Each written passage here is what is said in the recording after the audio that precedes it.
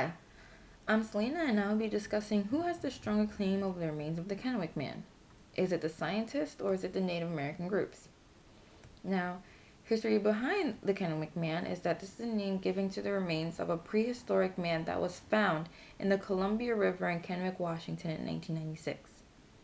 Now, the skeleton is said to have been a Paleo Indian, which means that they were before Native American times. However, when the remains were discovered and then released to the media, Native American tribes that are still alive today, like the Umatilla people, were claiming that the remains were of Native American ancestry, and they wanted them back in order to rebury them under the NAGPRA, which is an act that is designed to help rebury remains of ancestral Native Americans and right the enduring wrongs that have been done to them. When archaeologist James Chatter had discovered the remains, he assessed that they were not related to Native American descent.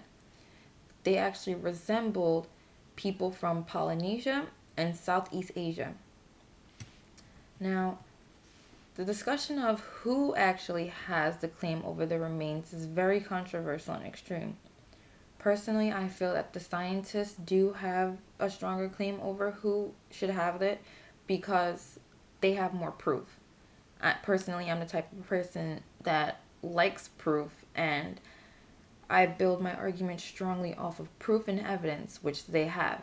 They had scientists to analyze the bones and to analyze bone structure and angles, and they did not measure to the Native Americans. However, that didn't fall well with the Native Americans. With the Native American tribes that are still alive today, they understood that for generations and generations, their families, their people has been telling them stories of how they were the first Americans to roam the America, that they were the first humans to populate the Americas. And I do understand why they believe that they were the first to be here, the originators of our people and the Americans. However, like I stated, I do believe personally that the scientists have a stronger argument compared to the Native Americans. The Native Americans had a stronger argument. They probably would have had a more follow basis for their argument. Now, I'll be discussing three concepts for why the scientists have a stronger claim. With race and science has proven that race is not a biological thing. It's not a biological phenomenon. Even though it is unfair and injustice for the Native Americans to have endured such racism and such battery for thousands of years, I feel that they cannot connect that to the Kennewick man's remains. It is understand that for many years, for thousands of years, the Native Americans were pulled from their culture, and they were assimilated into Western culture, and it is unfair for them. However, science has proven that race is not biological, and it does not directly link genetic makeup, so that cannot make the Native American ancestry linked to the Kennewick man. I believe that race is a political phenomenon, if anything. Without race, we would be just one group of people. Without race, we would be a union of people. And we wouldn't be divided. There wouldn't be Native Americans at all. There would have been Native Americans to discover the Americas, but there wouldn't be a Native American race if there wasn't for politics. Now, with the origin stories of the first Americans, there are several different theories of to where and who the first Americans were and where they came from. Scholars have established many theories. There have been theories that the Americans have come from Asia and Europe and Ireland and Israel. But the most popular one is the theory of the Clovis people. Now, the Clovis people were said to have been people from Asia who migrated over the Bering Strait about 15,000 years ago to the Americans, and they were said to have been the ancestors of the Native Americans. However, there was also another theory that surfaced, was the Suletran people, who were said to have been the actual first people, the actual originating people before the Clovis people. And the Clovis people were Ice Age Europeans that migrated to North America and brought along with them stone tool making methods and gave that to the Clovis people. So there is a level of generation between who actually was here first on America. There is this Solitrean, and then the Clovis, and then there's the Native Americans. So with all these theories, it's very hard to believe who is here first. And unfortunately, it is weakening the argument that we have known for many years that the Native Americans were actually the first people to arrive on North America. And then with the Indian identity and ancestry, in terms of Native American identification and ancestry, I do believe that there are two criterions that need to be followed. One of two, or at least both. Either individual has to be of Native American descent.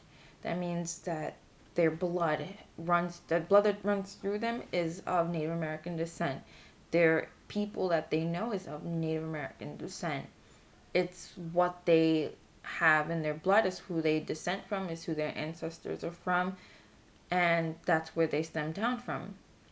Another criterion is for a person that is raised as Native American from birth, and that's the only culture that they live by, and that's the only thing that they know. I feel that with a situation like that happens many times in this world, especially with ideas like adoption and bringing people into your home or into your culture, people do partake in certain cultures, and they do begin to understand the concept of what it means to be one culture. And I do believe that between those two, the most important, however, is to actually have Native American blood, Native American descent. And I feel that that argument for who should have the Kennewick man's remains lies within this especially, and with the other two concepts. With the Kennewick man's remains, I stick by the scientists. Why?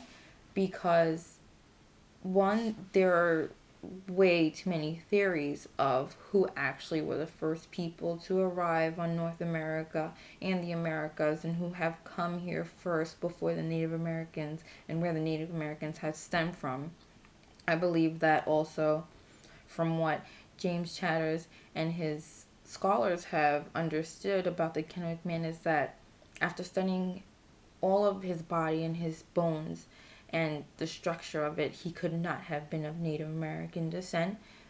And also with the idea of race and science. Race is not something that is genetic. Yes, it is genetic from who you come from, but it is not a biological phenomenon. It is not a biological concept where as an individual you have it in your DNA to be Native American. You have it in your DNA to be a certain race. It is only biological in a sense that your parents are of that race. So that's why I believe that there is no evidence that the Native Americans can bring that can argue against the scientists and all of their evidence that they have against them. So unfortunately, I do believe that at a moral standpoint, the scientists do have the right to have the claims. Personally, why? Because, like I said, they have a stronger argument. They have more evidence, and liable evidence at that. So, in closing, with my personal statement, I take all the proof that I get, and from the proof that I have received over the weeks and that I have researched, it is in my opinion that the scientists do have a stronger claim over who should have the remains of the Kennewick man.